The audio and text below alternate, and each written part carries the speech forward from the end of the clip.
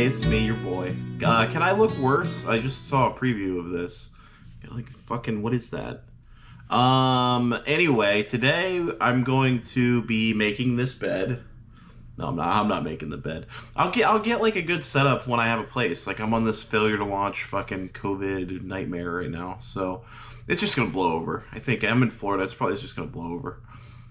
So until then, you got to deal with this unmade bed and this weird home office converted whatever this room is. And that's just the way it's going to be. What are we doing today? Today, we're going to do two good movies, two bad movies, and two movies that were kind of okay, not really good or bad. Didn't really feel one way, either way about them. So let's get into it. So let's start with good. Two movies that are really good, and then an honorable mention.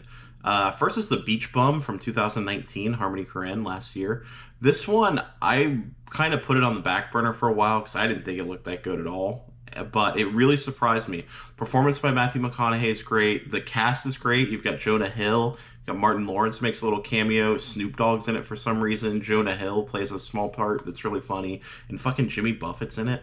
It's just it also like the color palette was really nice. Like just on Matthew McConaughey's costumes alone were great, and it functioned as like a really good. It was a solid comedy. It was kind of the way I put on Letterboxd. It's like a Judd Apatow movie if Judd Apatow had like a fucking head wound. And that's not a diss. That's like the highest praise because don't go to Harmony Korine for like quotables and like funny. There's some like sad, funny, weird in Gummo and in his other movies, but this usually it's like a lot of style and not that much substance, for lack of a better term. His movies are very stylized. This one was just stylized enough. Like the color palette, like I said, was amazing, but it was really funny and I really enjoyed it. All right, so the next good one is On the Waterfront, which I've seen a couple of times, but I haven't seen it in like 10 years. So I decided, what better time than now? What better place than here? What are those Zach De La Rocha lyrics? Gorilla Radio. Okay, sorry. This is distracting, and when you use a window for light, it's very distracting. Okay, so yeah, On the Waterfront. It's good. It's really good. I watched it in a film class I took as an elective in community college like 10 years ago, and it kind of made me appreciate older movies, and it's been slow. It's been really slow me appreciating older movies. And to me, an older movie is like the 70s and the 60s. Like anything before, I'm getting better now. I'm finally getting better, but anything before like 1950, that's a big ask. That's a big ask for me to watch something before 1950. But I'm getting there. I'm getting there. You can thank Bergman and Hitchcock for that. But anyway, On the Waterfront, it's an incredible movie. Just the performances are great. Obviously, the performance by Marlon Brando. The dialogue is good for the time and for the subject matter. Because you think a gangster movie, you think like Elliot Offen from Howard Stern. If you've ever heard Elliot Offen, the way he talks. Let him come near me, right? I'll tell you what. You think I'm fucking kidding, right? Let him come the fuck out here right now, right? I'll put that fucking hole right in his head for all his fucking pathological and psychopathic lies. Or like Dick Tracy, just goofy, over the top. But this movie, it's almost like Goodfellas. Like they sound cool as fuck. Like they use gangster slang, but it sounds cool and era appropriate. And they talk like how people talk. They're very natural performances in this movie. But there are good character actors. Like you have like the really big guy who's drinking a beer and it's like that big. It's very memorable. Like it's Dick Tracy-ish in its side characters, but the dialogue is very natural in my opinion, and the score is amazing. And of course that performance by Brando. The scene, there are two key scenes, like very infamous, very famous scenes. There's the scene with the glove where he's improvising when the woman drops her glove. I should know that actress's name, but like I said, I don't know old stuff that well. But she drops the glove, he picks it up, and he's kind of like flirting with her while he's playing with the glove. And then there's the scene in the back of the car with the actor that is his brother. And he kind of has to like get serious, pull the gun on him, and any other actor in that scene would have played like, oh, whoa, why do we have a gun here? But Brando just knows to play it. He plays it disappointed. He's just like, no, get this out of my face. It's a beautiful scene. It's an amazing scene. Watch that instead of this. Look it up. I'm sure it's on YouTube. But yeah, On the Waterfront car scene. And you see his brother just breaking his heart when he pulls that gun by doing the wrong thing. And that mob bullshit is more important than blood. And it's just an incredible scene. Obviously, if you're watching this channel, I probably don't have to tell you this. And then just as like a little honorable mention, I'm gonna do The Thin Red Line. I saw that for the first time, I think last week, 2 weeks ago, and it's fucking beautiful. Like I don't know what took me so long to check out Terrence Malick, but Tree of Life is one of my favorite movies, one of the most beautiful movies, if not the most beautiful movie I've ever seen in my life. And Thin Red Line falls right in line with that. There's one shot, I'll put an image of it in here, but there's one shot of Nick Nolte like talking on the intercom in a war zone, and it's stunning. It's the most beautiful shot I've ever seen, and it's just a throwaway. It's on the screen, I think, maximum 6 seconds. So, yeah, Thin Red Line, that's another really good one. 1998, I think, Terrence Malick, 98 or 99. Next, we have the movies that were just kind of okay, and the first one was Husbands by Cassavetes. 1970. This movie, it was really good, but it could have been great. It could have been like one of my favorite movies ever. Like the first 10 minutes of it, I'm like getting set up for this to be really good. Just that bond of Ben Gazzara, Peter Falk, and Cassavetes, just as actors, and that friendship really shines on the screen. But a lot of the scenes really overstay their welcome. There's a particular scene in a bathroom that goes on way too long. And you can tell they're having fun, and they're getting to the bottom of something, and they're just, as a friend group and as working professional actors, they think they're really onto something, and they are. But they could have cut about 10 minutes off of about 10 scenes in that movie, and I would have been happy. Movie runs about 2.5 hours. If that thing would have been 1 hour and 50, it would have been a masterpiece. And it is a beautiful movie, but in my personal opinion, it runs too long. The next one is Relic from 2020. This actually came out like 2 weeks ago or a week ago. I think it came out last Friday, in the United States. This is an Australian horror movie. It's about aging. I don't know. I'm not going to spoil anything here, but this just didn't do it for me. And it's not bad. It's not that it's bad. It's not that it's a bad film. It's me. Because I'm not that big of a horror guy, and in the past 5 years we've been immensely spoiled with horror movies, with Eggers, with Ari Aster, with even I would say like The Babadook, and I really thought The Lodge was really good. But we've been spoiled as horror fans, and then just by nature of what a horror movie is, the way it gets hyped up, and people, oh my god, wait till you see the ending. It's the most thrilling ending I've seen in years, and it's so disturbing, and blah, blah, blah. I tend to bite on that kind of thing, and it's a letdown. It's always a letdown. In this movie, because I was so amped up and hyped, it was a bit of a letdown. This movie played like an episode of fucking Castle Rock. Like it looked like an above average Hulu show, and it started to go into a direction that I was very interested in. And it is a bit. The ending is one. It's a real thinker, and you'll stay perplexed on it for a while. And there's all these extra meanings, and it didn't pay off. It didn't. It's just a victim of the hype. I think the hype is what killed it for me. I wanted it to be a lot better. I wanted it to be more disturbing. I wanted it to be scarier. After you've seen Hereditary, nothing really lives up. And I know, I guess I did bite on the hype for that one, but that movie gave me a fucking panic attack. Midsommar. That movie almost gave me a fucking panic attack.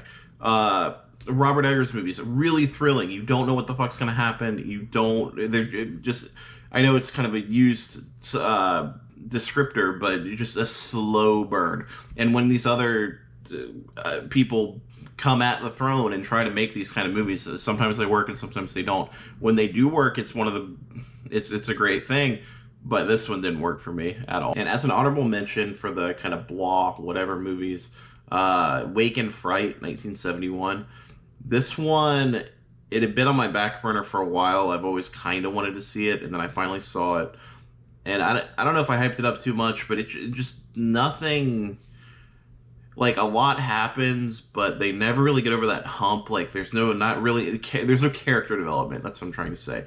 There's a big lack of character development. And I mean, not every movie needs character development, but I think this one kind of did.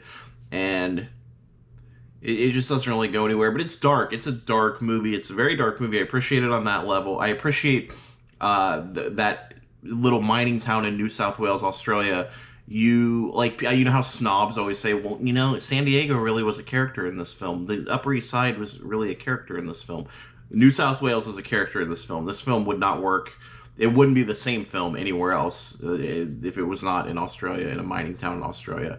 So you feel the sweat, you feel the shitty betting that they're doing in the bar, like the simplistic, literally flip 2 coins betting, and just like dumb motherfuckers, just simple people. I don't want to say dumb motherfuckers because of these 7 views that this gets, someone might be from Australia. But yeah, it didn't really do it for me. Performances weren't great, but the Doctor character is unforgettable. I will never forget that character. But yeah, good, not great. Now for the bad ones, the ones I really didn't like. The first one is Demon from 2015. And again, I don't know why I'm like trying with horror. I'm not really a horror guy, but sometimes I get roped in, and it's like when it's a generic name like that, Demon, fucking Demon, like try harder. And it wasn't even really about a demon. It was about a Dybbuk, whatever the fuck a Dybbuk is. I watched the movie, I still don't know. It's like some Jewish mysticism folklore shit. And it's this guy, and he's possessed. And in the first 30, 35, and 40 minutes of the movie, they're really laying the groundwork for something interesting, and then it just nothing pays off. By the time it got kind of thoughtful and perplexing, I was so uninvested, it's not even funny. This movie looked great. It looked fantastic. Visually, it was great, but performances were kind of whatever. The main guy is okay, I guess, but they leave little clues and little like bits of things to be interested in, and none of them paid off. So yeah, skip Demon 2015. And evidently the director killed himself, so I'm not gonna make a joke about that. Next was Vera Drake. This has been on my radar since it came out. Just that title sticks out in your head for whatever reason. This is why I know who Mike Leigh is, and it's such a fucking shame because over here stateside, you think Mike Leigh, or for me at least, until I really did research and like dug in on Criterion Channel, when you think Mike Leigh, you think Topsy Turvy and you think Vera Drake. In the United States, that's what you think of because they were nominated for Academy Awards. And those, out of the ones I've seen, those are by far his worst movies. Topsy Turvy, I didn't even finish it. It was horrible. And this one, I didn't like it at all, and I don't understand how I should know her name, the woman that played Vera Drake. I have no idea how she got nominated for Best Actress. I didn't look up who she was against that year, 2004, but there's no way. That is, you look at even movies you don't like, and especially recently, like one day I watched fucking Moonlight, god damn it, or Hamilton, but I can watch something I'm not that into and respect, okay, this is an Oscar-worthy performance, or this is Oscar-worthy costume design. In Topsy Turvy, I think it won Best Costume Design. It deserved it. But this movie, you watch the woman playing Vera Drake, and it's a horrible performance. She just plays this shell-shocked, like, oh my god, I'm going to jail for this? And you don't care. You don't feel for her. You don't. And for a movie about abortion, it's not saying anything about abortion. It's just kind of laying it out there, and you're the judge. The pacing is all wrong. There are great side characters that are underused. Her son and Chris O'Dowd from the IT Crowd shows up, and that's the best part of the whole fucking movie. So, spoiler alert. Just look up the Chris O'Dowd bit if you can find it, where he's at the tailors getting fitted. That's an incredible scene. Other than that, I've just set the bar so high for Mike Leigh films and what I expect from them, and I expect a family drama. I expect like kind of funny, kind of heartfelt. This one doesn't deliver on any of those levels, and it is sad. It's a gut-wrenching story, but when he does this period piece thing, I don't like it, and it's my preference, but yeah, I'm telling you, I don't like it. I like him in a contemporary setting doing family drama. I don't like him doing trying to take on this political subject, and it's not even interesting. It just skip Vera Drake. And my honorable mention for movies that were bad, quote unquote, that I didn't like, Bait from last year. It was easy for me to say, okay, this is going to be a good little companion piece to The Lighthouse because it's in that same aspect ratio. It's in black and white. It's a nautical themed movie. So I think I kind of unfairly compared the two, and they're not similar. This one takes place in modern day. It's overseas in England somewhere. And this one, they're incomparable. But it's a great passion project. It's filmed on 16 millimeter with no sound, so they dubbed in all the sound. It definitely was going for something artistically, and I respect that, but it didn't work for me at all. And there are a couple of scenes where there's one thing going on and they intercut it with something else going on. It's kind of hard to describe, but this one I may need to see it again to fully understand. I was kind of, COVID. This is my third movie of the day, and I'm getting a little restless, and that was when I was sitting through that. So maybe that's part of it, but I didn't like it at all. And I trust Mark Kermode. He's like a British film reviewer. He put me onto The Vanishing. I agree with him on Antichrist. I don't agree with the intricacies of Antichrist, but I agree that it's a great film. He put me on. I think he put me on to Wake and Fright. He's a big champion for Audition. Long story short, when he talks about movies, I listen. He loved this one, and I don't know, didn't like it. Might need to watch it again. And with that, we're done for today. Thank you. Follow me on Instagram at Ultra Deluxe. Follow me on Twitter at Ultra Deluxe. And most importantly, I think if you look up Ultra Deluxe, all one word, on Letterboxd, I'll come up. But otherwise, just Ween. WEEEN. Ultra Deluxe at Ween. That's honestly, Letterboxd is the reason I'm here. Letterboxd, I fucking love it. It's my favorite app by a mile. It changed the way I look at movies. So, very important to me. And if you like any of what I'm saying here, I go way more in depth on Letterboxd. Usually, sometimes every once in a while, I'll put a little short thing. Like Wake and Fright, I think I put a very short review. Anyway, that's it. Stay hydrated and have a good one. Thanks. Bye.